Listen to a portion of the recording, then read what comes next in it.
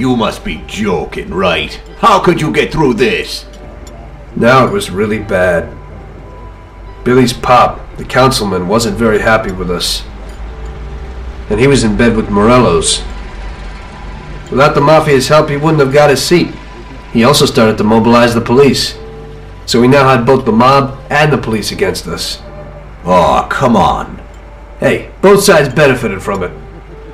The police could look good in the fight against crime, and at the same time get fat payoffs from Morello, who they left alone. And with the help of the police, Morello could eliminate his greatest competitor. An ideal situation. And things were going bad for us. Salieri lost a bundle, and I wasn't doing too good after all that killing. It started to seem that there was no point to anything, that I should enjoy everything as much as possible and quickly, while I still had the chance, when it's so easy to lose your life. Maybe that's why Paulie and me started drinking. You weren't falling apart, maybe. My life was just a trail of murders, crimes, and alcohol. If Frank hadn't helped me out, I would have ended up worse. It was weird, but suddenly he came to me and wanted to help.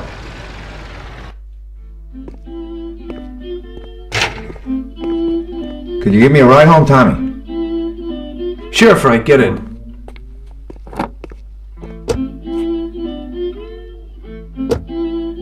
So how's life, Tommy? Yeah, going okay. Nothing. I heard you and Paulie are living it up. You two are getting pretty well known around town. Just something to do with the money. If you don't want to end up a wreck, Tom, find some meaning in your life. What? You want to preach to me about a sense of life?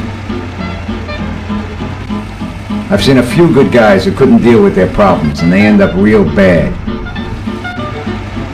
Usually somebody knocks you off for your money, or maybe you go nuts and all your buddies and pretty dames disappear.